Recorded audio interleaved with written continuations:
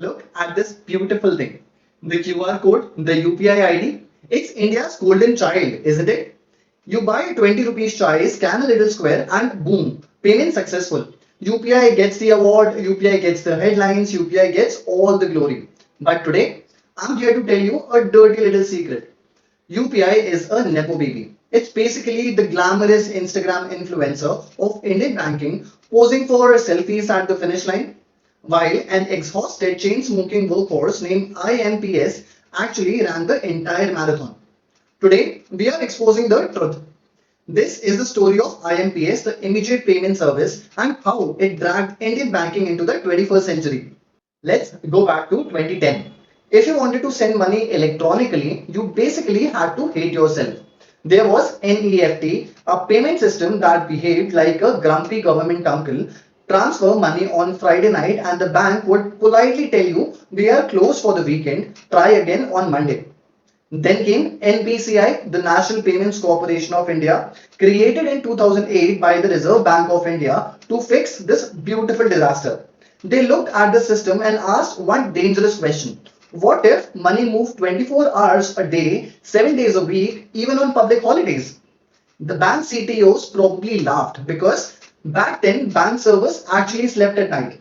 They shut things down for batch processing, telling banks in 2010 that their systems should stay awake at 3 a.m. on a Sunday was like asking a cat to file your income tax. It wasn't natural. But NPCI pushed ahead anyway. In August 2010, a pilot began with four brave banks: State Bank of India, Bank of India, Union Bank of India, and ICICI Bank.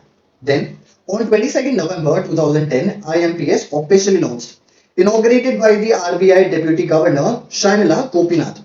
And it was revolutionary, one of the world's first instant 24 by 7 retail payment systems. But there was just one tiny problem with it. The user experience was absolute garbage. NPCI built a Ferrari engine and banks attached a steering wheel made of a barbed wire.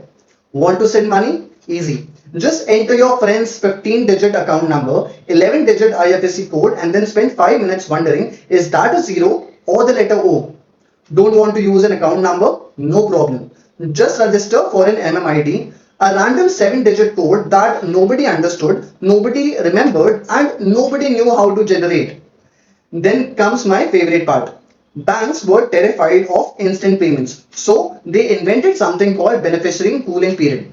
You add your landlord's account number, and then the banking app would proudly announce, beneficiary added successfully, please wait for 24 hours before transferring the money.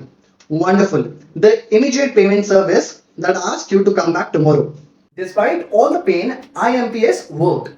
It proved that real-time interbank money transfer were actually possible. Quietly, millions of transactions every single day doing all the heavy lifting.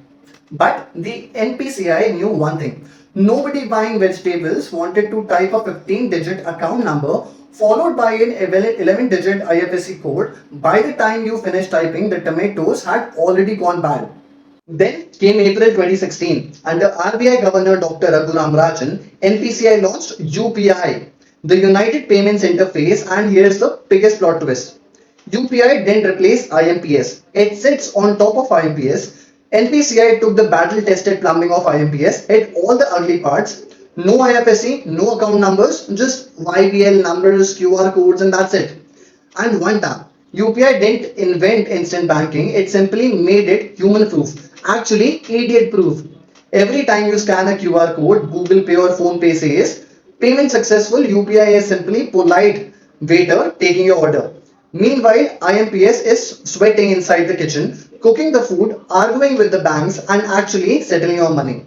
So, yes, we love you, UPI. You are elegant, you are simple, you helped turn India into a global fintech superpower. But the next time you split a cab fare at 2 a.m. on a Sunday, take a moment to appreciate IMPS. It walked through the fiery hell of 11-digit IFSC code so UPI could run. Thanks for watching, and remember, never share your OTP and respect your elders. Bye.